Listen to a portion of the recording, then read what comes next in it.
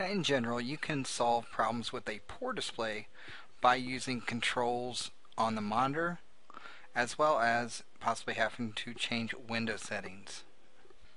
So if you have a customer complaining about a poor display, you might have to go and adjust those settings manually. Now on your monitor, if you're going to use those settings, you just use the buttons that are on the actual physical monitor. Or if you have a remote, you can use the remote.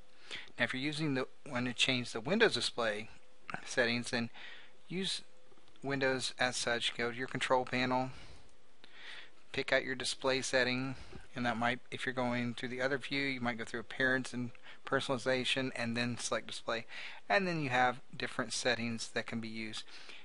Whether it's going from smaller of 100% view to 125%, you can do that. If you need to adjust your resolution, you can adjust that. Just depending on what type of setting it is. Maybe they've got it set too high and they can't really see it. Maybe it's real low and everything's too big. Just use those settings to make sure to change them for your customer. You may need to return to a standard VGA setting, which is called VGA mode. If you have to do this, reboot your system and press generally F8 key unless you're using Windows 10, because that does not work. But then go to your advanced boot options menu and select safe mode to boot up with minimal configurations of Windows, which we've discussed before. And then after you've changed the display settings there in safe mode, restart Windows and see if that doesn't fix a little bit of the issue, or at least take you back to your standard VGA settings. And once again, that VGA mode will return your resolution to a standard 640 by 480. So like I said, you can use either safe mode or enable a low resolution video option at your advanced boot options menu to do that. Now another display problem that could occur is with dead pixels. And dead pixels are just pixels that are not working. They can appear as a small white, black, or colored spots on your screen. And a black or white pixel is generally going to be from a broken transistor, which you cannot fix yourself generally. Now having a few dead pixels on an LCD monitor is considered acceptable and usually not covered under a manufacturer's warranty of that product. Another term you may not have heard before are artifacts.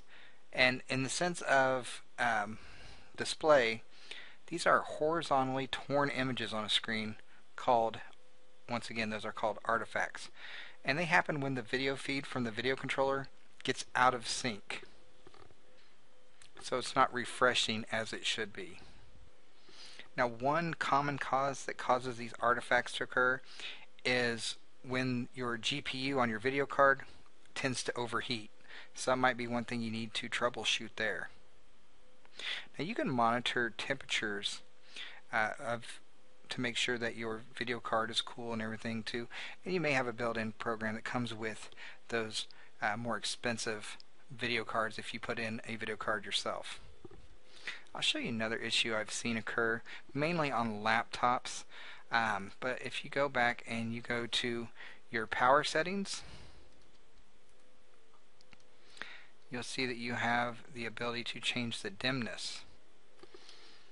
Of course, I don't have that on this one to be able to show you that, but sometimes your brightness setting gets set low either in your BIOS or in your Windows setting, as well as hibernation of your monitors when to go off. Sometimes people will not realize this is set and they think their monitor is bad, and all it is that we've got a setting for when the display should be shut off or not.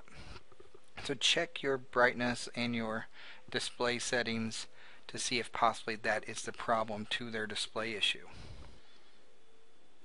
Now where to begin with talking about problems with CRT monitors? The problem with the CRT monitor is that they're not all gone. Or if you have to move one and you feel how much weight there is, you'll realize that it should have been gone a long time ago. But anyway, there are other problems that could occur, such as a flickering on the monitor, and this could be caused by a poor cable connection. There could be EMI that's causing those kind of odd colored blotches, or even can cause screen flicker as well. Check to see if your old CRT monitor has a DeGauss button to eliminate any type of accumulated or stray magnetic fields. You may need to change the refresh rate to the highest one available if you're still using one of these. If you do see one of these around, please consider purchasing a new monitor made in the 21st century so that you can get away from that old CRT monitor.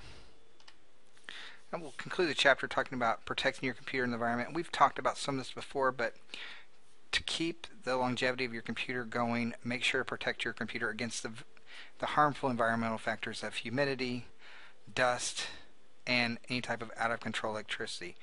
And you must know how, as a technician, to properly dispose computer equipment, not just throw them in a trash bin or a trash bag and then just not worry about them from there.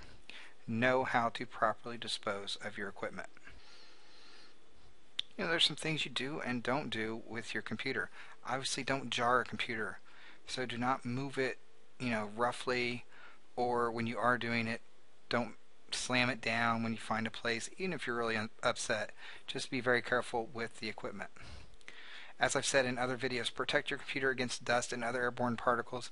Make sure there's lots of ventilation. You can see in this display here, that fan is a little dirty.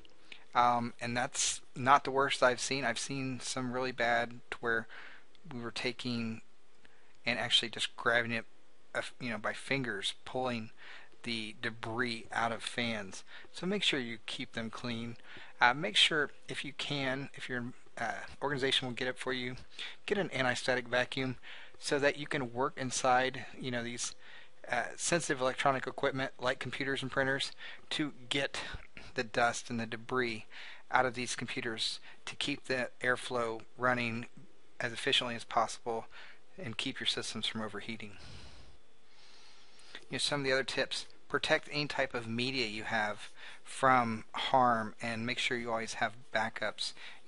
As I've said before, make sure you have those ISOs stored somewhere or in multiple places in case those disks actually get damaged so you can make a new one.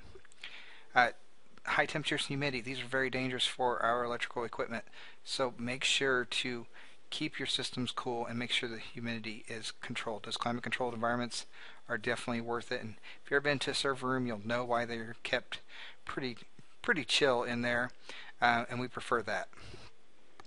If you can, and this is a hard thing to do, especially if you're like me and you have several computers, try to cycle them on once in a while just to make sure that everything is running, and because the longer they sit, problems can occur from not being used. I've had this happen before, and I don't want it to happen to you. If this happens all the time, believe it or not, people will leave their computers in their vehicles during winter, and then they bring them in and they try starting them up. Don't do that, and make sure that you put out a release before winter starts, whatever, to remind people to, if they have a cold computer, let it set out for a while to get up to room temperature prior to starting it on. If you can, I know some places don't, always make sure computers are hooked up to a UPS or uninterruptible power supply. They're relatively cheap and they can save you in the long run. You do not want to leave a computer unprotected. Now, when disposing of equipment, check your area and see if there are any places that allow you to donate or recycle old equipment. If you are going to give away a computer, make sure that you take out any type of software that's on it for legality reasons and delete all private data.